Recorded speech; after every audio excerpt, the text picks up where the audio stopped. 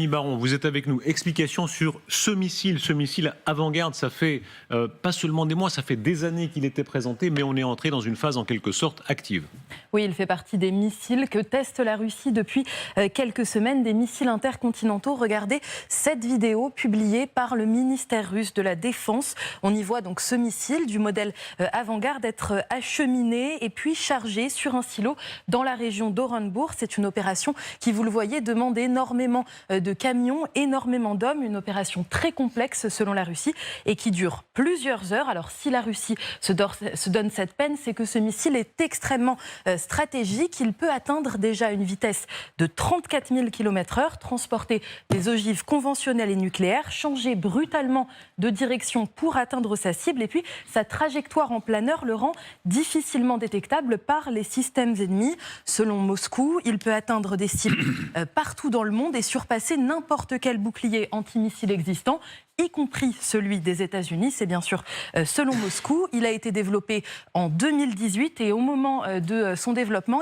Vladimir Poutine affirme que c'est une arme absolue, pratiquement invincible. Il a ensuite été déployé et testé pour la première fois en 2019 et depuis, plusieurs exercices ont eu lieu autour de ce missile. Alors ces tests, en fait, ils servent à la Russie à montrer que malgré la guerre en Ukraine, elle peut garder sa force de dissuasion nucléaire et ce, sur tous les fronts. Et il y a d'ailleurs eu d'autres exercices avec d'autres missiles. Regardez cette vidéo également fournie par le ministère russe de la Défense. Ça se passe à Ivanovo, c'est au nord-est de Moscou. Et là, on parle d'un autre missile, le modèle Yars. Et ce sont en fait des patrouilles qui s'entraînent sur des manœuvres de combat avec ces missiles pour être plus furtives. On les voit ici, ça demande également beaucoup d'hommes, beaucoup de matériel. Le ministère de l'Armée explique aussi vouloir régler tout éventuel problème de sabotage. Et là aussi, c'est un missile extrêmement stratégique. Il peut atteindre jusqu'à 17 000 km/h à une portée de 12 000 km. Il peut transporter 3 à 6 ogives nucléaires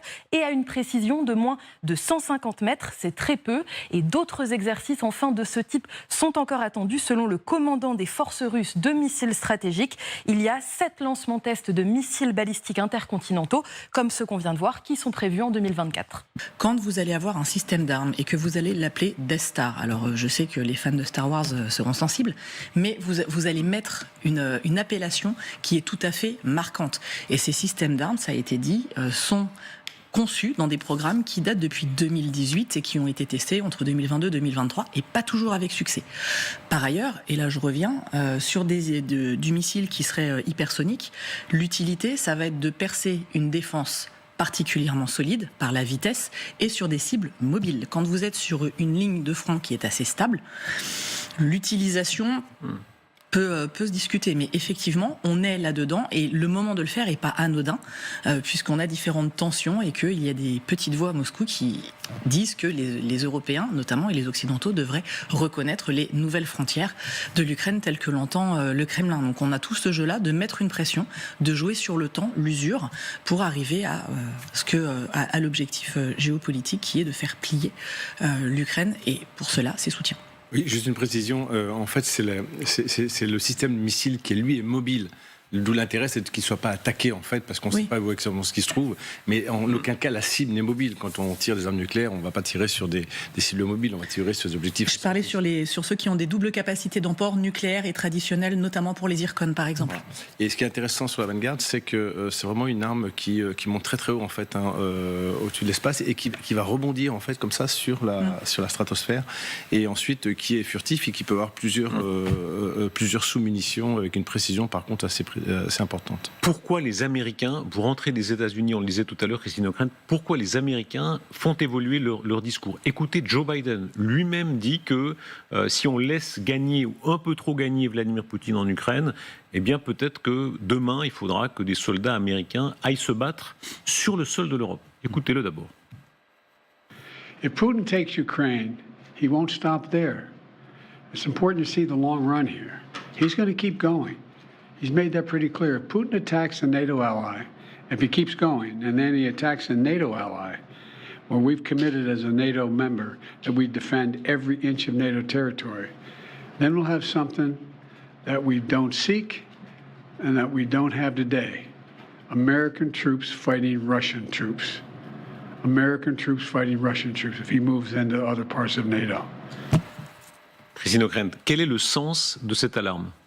Comme tout propos de Joe Biden d'abord, mais de n'importe quel responsable politique américain, il s'adresse d'abord à sa propre opinion publique pour contrer, évidemment, la vague Trump qui obsède véritablement le tout Washington, soit que les gens soient contre, soit pour l'idée d'un scénario du retour de Donald Trump en novembre prochain. Donc quand Joe Biden utilise cette image de vie américaine dans une nation obsédée par les anciens combattants, par les estropiés des guerres multiples et finalement toutes perdues d'une certaine manière, il fait appel en profondeur à cette crainte absolue de voir de jeunes Américains à nouveau déployés sur le terrain. Donc c'est un message, je crois, d'abord très politique, mais qui rejoint, Darius, les propos auxquels vous faisiez allusion tout à l'heure, c'est-à-dire autant ceux de la présidente de la Commission que ceux du secrétaire général de l'OTAN. Général Dutartre, quand les États-Unis disent, vous disiez, on ne doit pas trop s'inquiéter, bien sûr, mais quand les États-Unis eux-mêmes disent, il ne s'arrêtera pas, qu'est-ce que ça signifie? Ça veut dire que c'est vrai qu'il y a un effet dont sur lequel il faut être prudent, c'est que si Poutine avait une véritable victoire, un effondrement de la résistance ukrainienne, on peut comprendre qu'il soit tenté d'aller plus loin. Cela dit, plus loin, c'est l'OTAN. Plus loin, c'est l'OTAN, et là, c'est quand même une ligne plus que rouge, en fait, parce que c'est la raison d'être de l'OTAN depuis plus de 50 ans. Ça veut dire, si on touche à l'un d'entre nous, c'est toute la crédibilité de l'OTAN qui serait en jeu.